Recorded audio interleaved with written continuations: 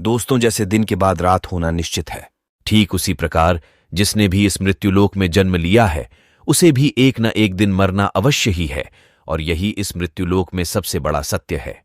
जन्म मरण के इस चक्र में व्यक्ति अपने कर्मों के अनुसार ही स्वर्ग या नरक की प्राप्त होती।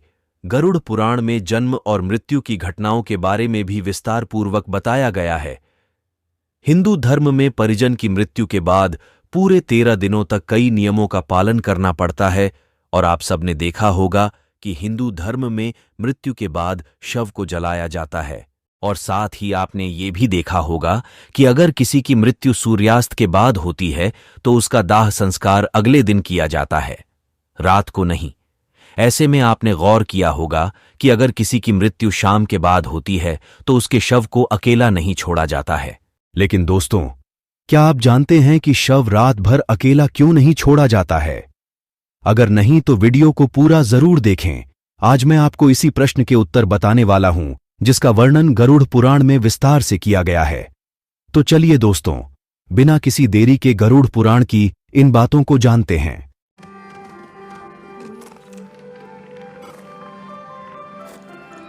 नमस्कार दोस्तों, हमारे चैनल शिवाय में आपका स्वागत है।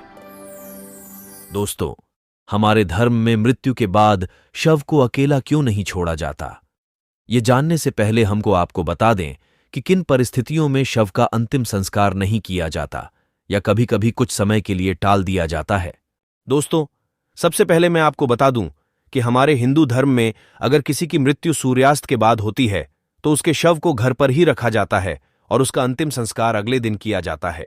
या अगर किसी की मृत्यु पंचक समय होती है तो उसके शव को भी घर पर ही रखा जाता है और जब पंचक काल खत्म हो जाता है तब उसके शव का दाह संस्कार किया जाता है।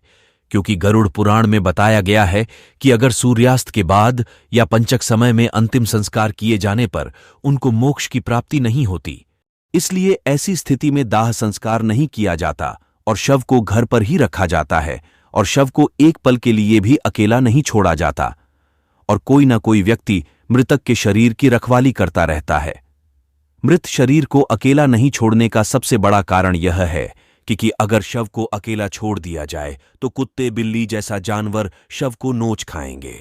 और गरुड़ पुराण में बताया गया है कि वैसे ही मृत आत्मा को यमलोक के मार्ग में भी वैसी ही यातनाएं सहनी पड़ती हैं। साथ ही ऐसा माना जाता है कि शव को अकेला छोड़ने पर उससे दुर्गंध आने लगती है। ऐसे में जरूरी हो जाता है कि शव के चारों ओर धूप या अगरबत्ती जलते रहना चाहिए, क्योंकि शव से आने वाले दुर्गंध चारों ओर ना फैले।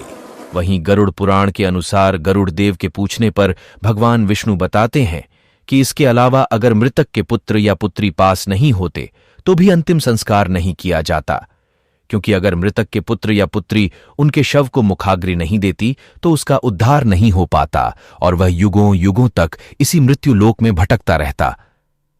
इसके अलावा भगवान विष्णु बताते हैं कि अगर सूर्यास्त के बाद किसी के शव को जलाया दिया जाए अर्थात अंतिम संस्कार कर दिया जाए तो उस मृतक की आत्मा असुर दानव या पिशाच की योनि में जन्म लेती है, जहां उसे कई तरह के कष्ट भोगने पड़ते हैं। और इसी वजह से हमारे हिंदू धर्म में सूर्यास्त के बाद अंतिम संस्कार करने से मना किया गया है।